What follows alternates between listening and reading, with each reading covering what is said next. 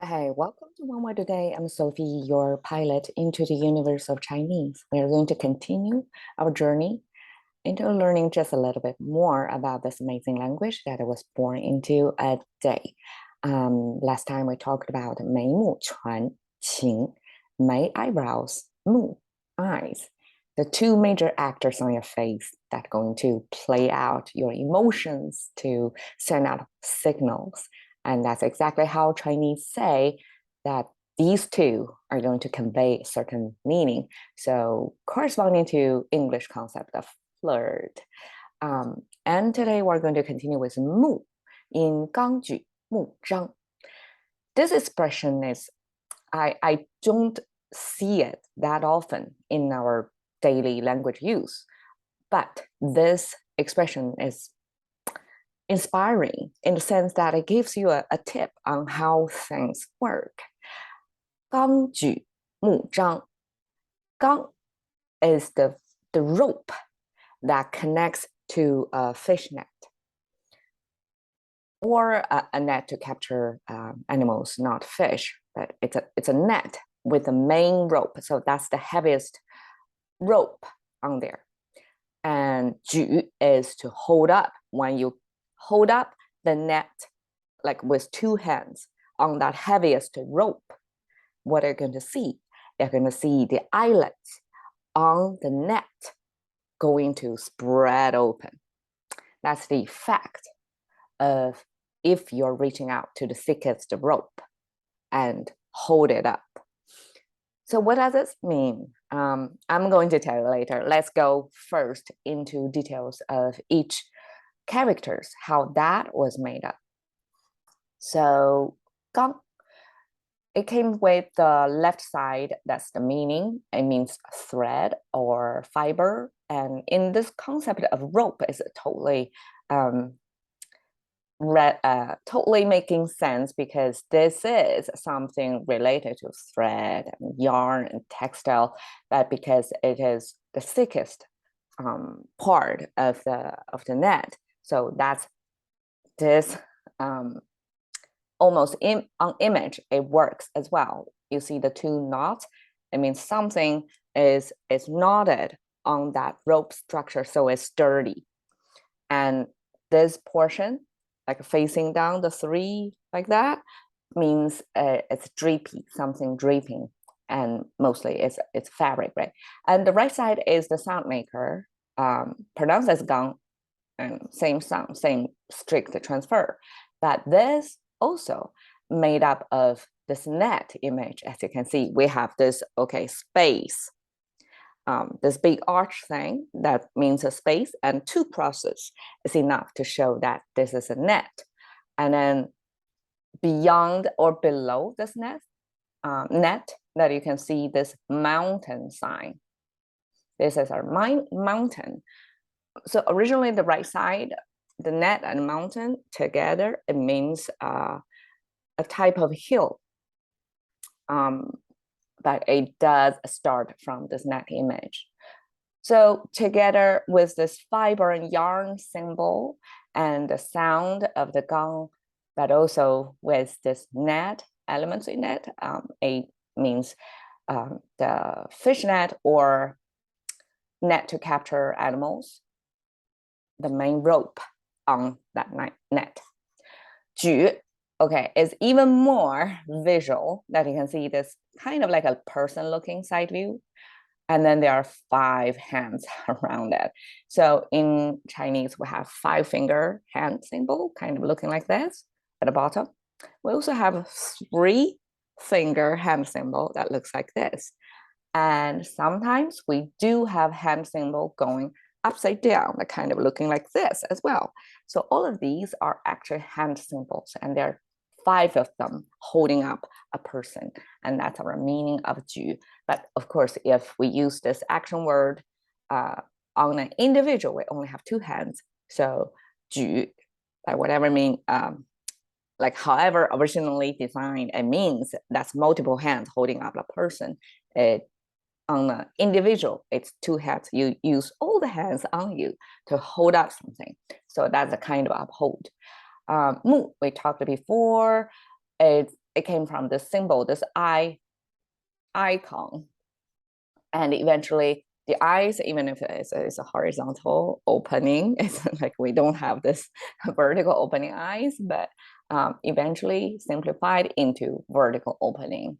And you can see these two horizontal lines corresponding to the eyeball, or the iris, the black portion. So this is the white portion, and in the middle is the black portion. And of course, we only have the outline of things we don't fill out. Like there's no time to do that in terms of language efficiency, right? So eventually this becomes our abstracted eye symbol, but you can still kind of see it from the past. 张, okay, 张 has a left and right structure. It has a little bit more complexity in here because there are 4 symbols involved. The left side is this bow image.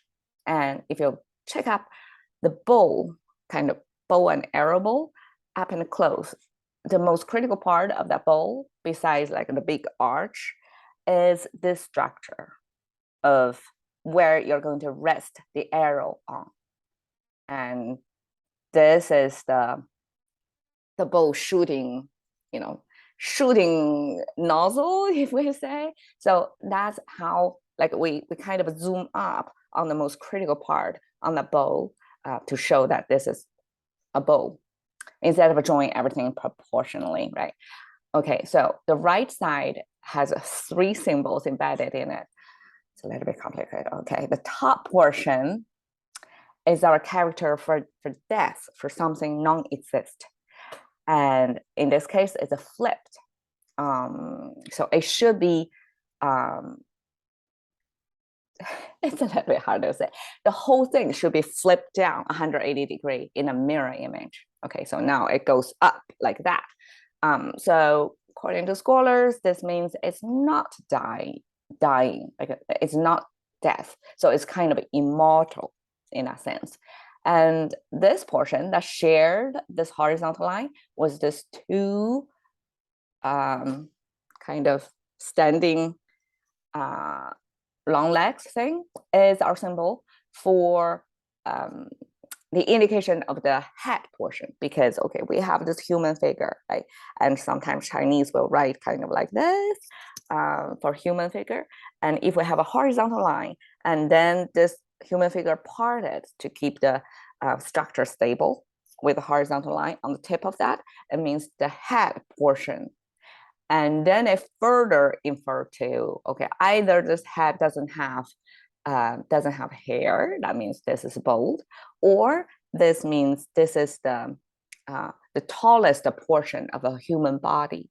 So it eventually refer to the high point, like the high ground almost.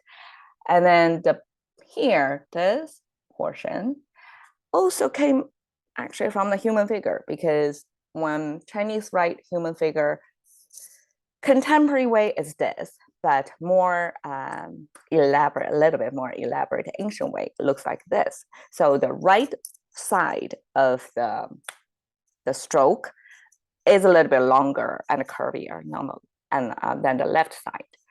And this symbol actually came from, it's reverse. The left side is longer than the right side. And that's the origin, like original written form like that. And eventually you can see it's kind of then become like this look. That's how the language evolved on this symbol. And this, it kind of means flip, right? So because it's the opposite side. So it's kind of, it's not as you expected. It's a surprise. It become changed.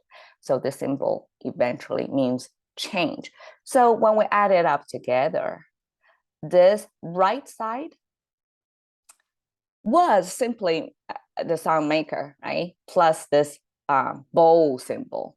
But when we dissect it, we see the 3 parts of it. The meaning has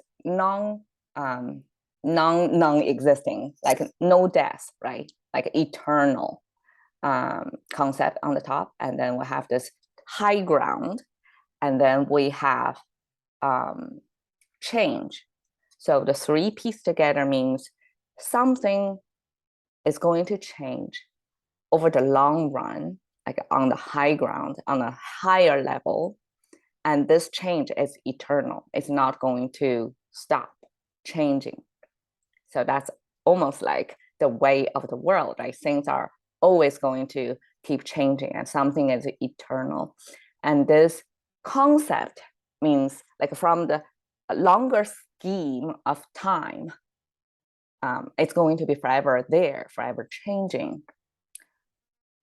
This concept eventually means it's long in terms of time.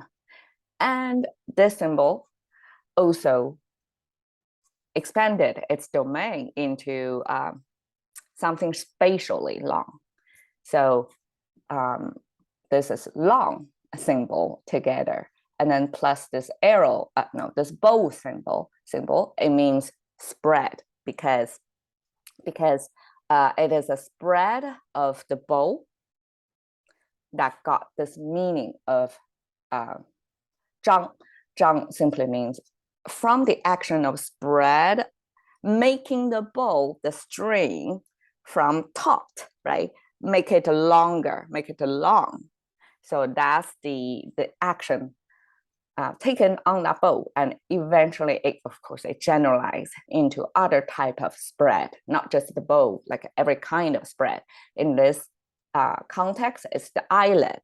So when the net is relaxed, right, the eyelets kind of collapse into one-dimensional, right? Because it collapses, you don't get to see the space between the threads, right?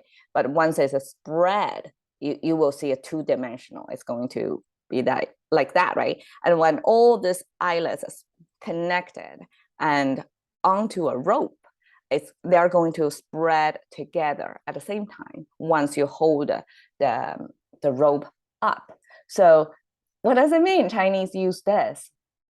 It actually gives you